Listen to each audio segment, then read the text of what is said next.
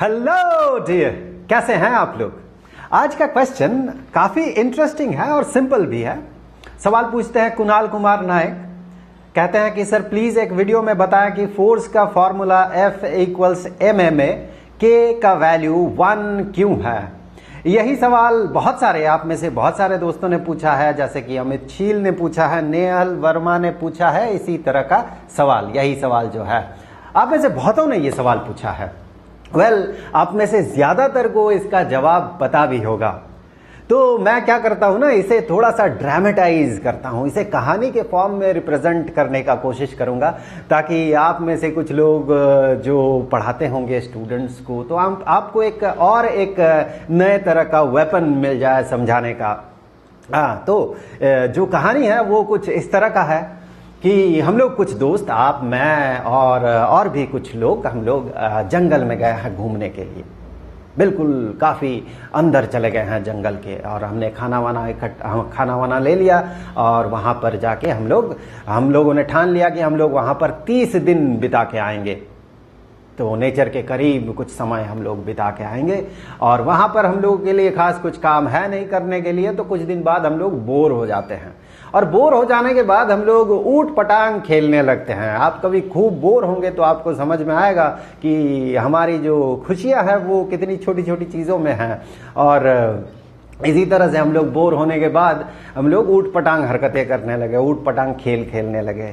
तो आज का जो खेल है हमारा वो ये है कि हम लोग ये पता करेंगे कि हम लोगों में से वो कौन है जिसका हाइट, एवरेज हाइट, हम सभी का एवरेज हाइट के सबसे करीब है। तो इसके लिए तो हम सबका हाइट पता करना होगा सबसे पहले। वहां पर प्रॉब्लम ये आया कि हमने कोई मेजरिंग टेप नहीं रखा था अपने साथ, तो हमारे पास तो कोई मेजरिंग टेप है नहीं।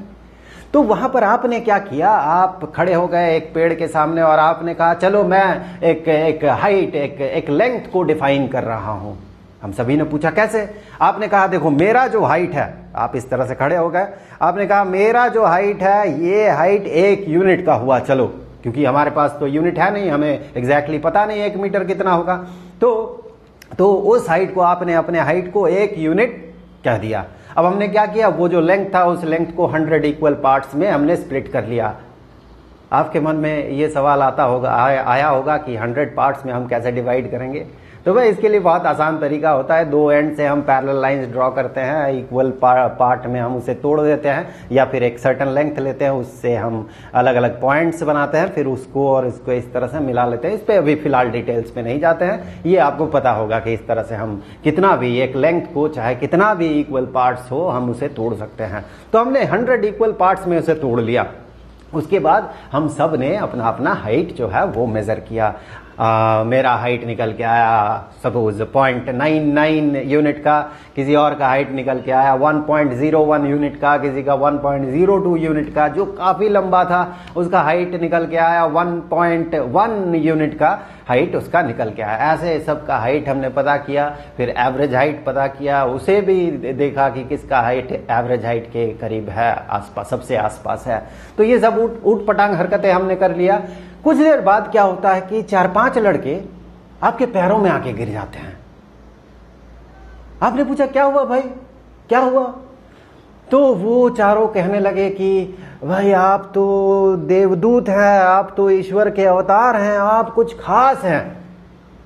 तो आप पूछने लगे क्या खास है भाई, ऐसा क्या हो गया।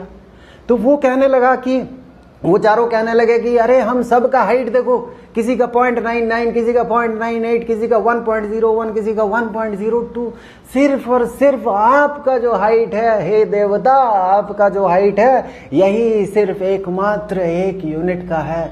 तो शायद पूरा यूनिवर्स मिलके आपसे कुछ खास करवाना चाहता है, इसीलिए एकमात्र आप ही हैं जिसका हाइट 1 यूनिट का है।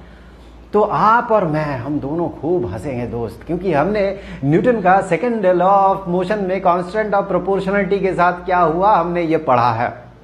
तो एग्जैक्टली यही चीज यहां पर हो रहा है, क्योंकि जब ये लेंथ डिफाइंड नहीं था, हमारे पास कोई उपाय नहीं था कि कितना लेंथ को हम लोग 1 यूनिट का कहेंगे। उस समय आपने कहा कि मेरा हाइट 1 यूनिट का है, तो आपने उस हाइट को, उस लेंथ को डिफाइन कर दिया। तो अब आपका हाइट तो 1 ही यूनिट का आएगा। उसी तरह से जब न्यूटन का सेकंड लॉ ऑफ मोशन में कांस्टेंट ऑफ प्रोपोर्शनलिटी अपीयर किया था, F इक्वल्स के एम ए, वो जो के कांस्टेंट ऑफ प्रोपोर्शनलिटी था, उस समय फोर्स डिफाइंड नहीं था। भले ही हम इंसानों को ये पता था कि फोर्स वो होता है जब हम कुछ धकेलते हैं या खींचते हैं तो जो एजेंट वहां पर काम करता है वो फोर्स है, भले ही इस तरह का एक बेसिक आइडिया हमारे पास था, लेकिन कितना धकेलने से कितना फोर्स है, वो जो फोर्स का डेफिनेशन है वो नहीं था, फोर्स डिफाइंड नहीं था। तो अब न्यूटन के पास वो लिबर्टी था। न्यूटन पहला इंसान थे जो फोर्स को डिफाइन करने वाले थे, और उनके पास सबसे पहला इक्वेशन जो आया F इक्वल्स के एम ए, उस समय वो जो F है वो F डिफाइंड नहीं था, उसका डेफिनेशन ही नहीं था। तो उस समय न्यूटन अगर मूर्ख होते, महामूर्ख अगर होते, तो न्यूटन कहते हैं के का वैल्यू भाई मैं ऐसा सेट करूंगा 1.97328 फलाना फलाना। तो अगर ऐसा करते तो फिर हम लोग F इक्वल्स एम ए को जितना इजीली आज यूज कर रहे होते उतना इजीली नहीं कर पाते। तो जब उसका डेफिनेशन पहली बार दिया जा रहा था, जैसे आप अगर अपना हाइट को कहते चलो मैं यूनिट डिफाइन कर रहा हूं, मेरा हाइट है 1.6797322592 यूनिट का, तो वो तो पागलपन है, आप ही डिफाइन कर रहे हैं। आप क्या कहेंगे, ये एक, चलो इसे एक मान लेते हैं, दिस इज 1, मेरा हाइट जो है वो 1 है। तो न्यूटन ने भी वही किया, पहली बार फोर्स के साथ, फोर्स को डिफाइन कर रहे थे, तो पहली बार फोर्स के साथ डील कर रहे थे या उसे डिफाइन करने की कोशिश किया जा रहा था, तो के का वैल्यू 1 रखा गया। सिंपलेस्ट चीज, सबसे सिंपल है वो। लेकिन उसके बाद जहां फोर्स का अपीयरेंस हुआ, फोर्स का फॉर्मूला बना, जैसे कि कूलॉम्स लॉ में आप पाएंगे कूलॉम्स कांस्टेंट जो कि कांस्टेंट ऑफ प्रोपोर्शनलिटी है, उसका वैल्यू 1 नहीं होगा, क्योंकि तब तक फोर्स डिफाइंड हो चुका था। अगर कूलॉम्स लॉ से फोर्स डिफाइंड होता तो उस समय शायद कूलॉम कहते के का वैल्यू, वहां कूलॉम्स कांस्टेंट का वैल्यू 1 है। फिर F is equal to m a को हम उस तरह से यूज नहीं करते, फिर वहां पर एक कांस्टेंट ऑफ प्रोपोर्शनलिटी, एक सर्टेन नॉन 1 वैल्यू आता जो 1 नहीं होता। उसी तरह से जो यूनिवर्सल ग्रेविटेशनल कांस्टेंट है F is equal to G m1m2 divided by r squared, वहां पर वो जो g है यूनिवर्सल ग्रेविटेशनल कांस्टेंट, उसका भी वैल्यू 1 निकल के नहीं आता है, क्योंकि वो भी उसके बाद आया है, F इक्वल्स ma के बाद आया है वो, तो ऑलरेडी फोर्स डिफाइंड हो चुका था, उसके बाद वो आया है, तो वहां पर कांस्टेंट ऑफ प्रोपोर्शनलिटी का वैल्यू आप 1 नहीं पाएंगे। तो ये बहुत ही सिंपल रीजन है दोस्त, क्योंकि उसे पहली बार डिफाइन किया गया था, तो इसीलिए इस तरह से डिफाइन किया गया कि के का वैल्यू 1 हो, इसी तरह से डिफाइन किया गया, और फिर कहा गया F is equal to mass into acceleration. तो आई होप कि वीडियो आपके लिए हेल्पफुल रहा होगा। अपना फीडबैक जरूर दे कमेंट सेक्शन में, अगर कुछ सुझाव है तो जरूर रखें, और अपना भाव जो है अगर आप प्रकट करेंगे तो मुझे बहुत अच्छा लगेगा। इस तरह का अगर कोई क्वेश्चन है, इंटरेस्टिंग क्वेश्चन, आप जरूर पूछ सकते हैं। तो जल्द मिलते हैं नए वीडियो में नए टॉपिक के साथ, तब तक के लिए खुश रहें, गुड बाय।